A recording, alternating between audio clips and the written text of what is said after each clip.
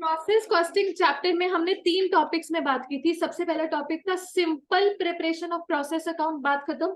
दूसरा टॉपिक था कि जब WIP भी आ जाता है तो प्रोसेस अकाउंट बनाने से पहले और स्टेप्स जुड़ जाते हैं। और तीसरा टॉपिक था इंटर प्रोसेस प्रॉफिट्स का। हमको क्वेश्चन देके कैसे पता चल रहा है कि ये कौन से टॉपिक से क्वेश्चन आया है, वो 4 स्टेप्स परफॉर्म करने या नहीं करने, कैसे पता चलता है जी कि ये सिंपल प्रोसेस अकाउंट बनाने का क्वेश्चन है कि 4 स्टेप करने वाला क्वेश्चन है? बताओ। बेसिकली जहां पर ओपनिंग WIP और क्लोजिंग WIP है ही नहीं, नो ओपनिंग क्लोजिंग स्टॉक, तो सीधा प्रोसेस अकाउंट बन जाएगा जी। पर जहां पर ओपनिंग या क्लोजिंग में से कोई एक या दोनों भी हो गए तो वो 4 स्टेप्स वाला काम होगा। और इंटर प्रोसेस प्रॉफिट कैसे पता चलता है? जब क्वेश्चन लैंग्वेज ही ऐसे यूज करें कि एक प्रोसेस दूसरे प्रोसेस को प्रॉफिट पर ट्रांसफर कर दे। ठीक हो गया जी। अब प्रोसेस अकाउंट बनाते वक्त अगर मैं आपसे पूछूं नॉर्मल लॉस की ट्रीटमेंट प्रोसेस अकाउंट में, ये प्रोसेस अकाउंट अगर हम बनाते हैं तो कहाँ आती है? नॉर्मल लॉस कहाँ आता है? क्रेडिट साइड पर आता है। इसके यूनिट्स भी आ जाएंगे और रुपी वैल्यू में उसकी रियलाइजेबल वैल्यू आ जाएगी। अगर आप यूनिट्स कॉलम बैलेंस करते हैं तो अब नॉर्मल लॉस किस साइड दिखाई देगा? क्रेडिट साइड ही दिखाई देगा। इसके यूनिट्स आ जाएंगे और it will be valued according to cost of a good unit. और अगर अब नॉर्मल गेन है, देखो अब नॉर्मल लॉस या गेन में से कोई एक बात होगी, बट इसकी वैल्यूएशन भी again cost of a good unit के हिसाब से होगी। अब how do you calculate cost of a good unit?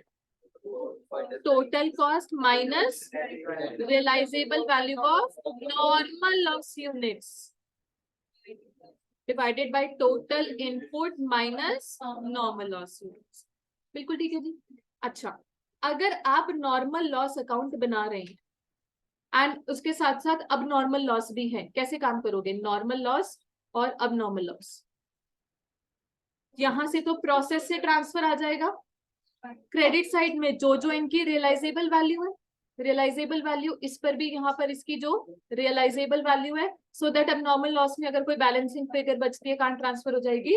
Costing P&L account में। बट अगर ये अब नॉर्मल लॉस नहीं है, अब नॉर्मल गेन है जी, तो नॉर्मल लॉस में तो प्रोसेस से आ गए, मान लो 500 यूनिट आ गए, बट अब नॉर्मल गेन यूनिट्स मान लीजिए 200 है,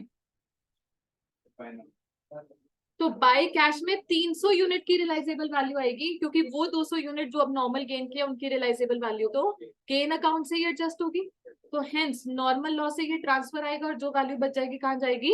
कॉस्टिंग P&L में। ठीक है जी। अच्छा, अगर मैं इक्विवेलेंट प्रोडक्शन की बात करूं, चाहे वो फीफो मेथड है या एवरेज मेथड है, हमारे पास इक्विवेलेंट यूनिट्स अगर नॉर्मल लॉस के निकल कर आ रहे हैं तो क्या होते हैं equivalent units for normal loss? Equivalent units nil, normal loss की इक्विवेलेंट यूनिट्स हम मानते ही नहीं है। अब नॉर्मल लॉस की इक्विवेलेंट यूनिट्स आप कैसे देखोगे?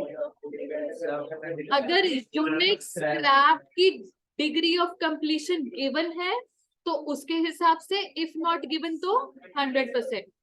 और अगर अब नॉर्मल गेन है तो ऑलवेज 100% और ये नेगेटिव में आता है।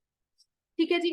अब फीफो मेथड क्या बात करता है? फीफो मेथड बाकी आउटपुट को लेकर, चलो ये तो लॉसेस एंड गेन्स की बात है जो कि हर मेथड में कॉमन है। अब फीफो मेथड अलग से क्या बात करता है? In respect of transferred output. मान लीजिए ट्रांसफर्ड आउटपुट है 10,000 और ओपनिंग WIP 1000 है, तो हम बोलेंगे ओपनिंग WIP के ऊपर रिमेनिंग काम को लेकर इक्विवेलेंट यूनिट्स निकालोगे और बाकी 9,000 units will be from fresh input, जिसके ऊपर फिर हम 100% डिग्री ऑफ कंप्लीशन लगा देते हैं। मान लीजिए यही अगर मेरा एवरेज मेथड है, तो एवरेज मेथड क्या बात करेगा कि मान के चलो all 10,000 are from the common input which is freshly started. Opening WIP को हम कोई अलग से तो दर्जा देते नहीं है, it is treated as good as a fresh input only. तो इस पूरे 10,000 के साथ हम 100% डिग्री ऑफ कंप्लीशन लगा देंगे, जो भी ट्रांसफर्ड आउटपुट है उसको 100% डिग्री ऑफ कंप्लीशन लगा देंगे। ठीक है जी। अच्छा, अब ओपनिंग WIP के जो यूनिट्स है उनकी तो चलो स्टेप 1 में बात होगी। What about it's opening value? FIFO method में ओपनिंग WIP की ओपनिंग वैल्यू कहाँ जाती है? स्टेप 3 में जाती है, स्टेटमेंट ऑफ डिस्ट्रीब्यूशन में जाती है। कहाँ? ट्रांसफर्ड यूनिट्स की कैलकुलेशन करते वक्त स्पेशली ऐड किया जाएगा। वेराज एवरेज मेथड में ओपनिंग WIP भी ओपनिंग वैल्यू कहाँ जाएगी? स्टेप 2 में जाएगी। कॉस्ट पर यूनिट कैलकुलेट करते वक्त उसको करंट कॉस्ट के साथ ऐड किया जाएगा। अच्छा वैसे कॉस्ट पर यूनिट आप कैसे निकालते हैं? चलो अगर हम फीफो मेथड की बात करें, current cost minus realisable value of normal loss units, क्योंकि वो कॉस्ट पर यूनिट का तो हमारा फॉर्मूला जो ऊपर आपने मुझे बताया वो चल ही रहा है। ठीक है जी।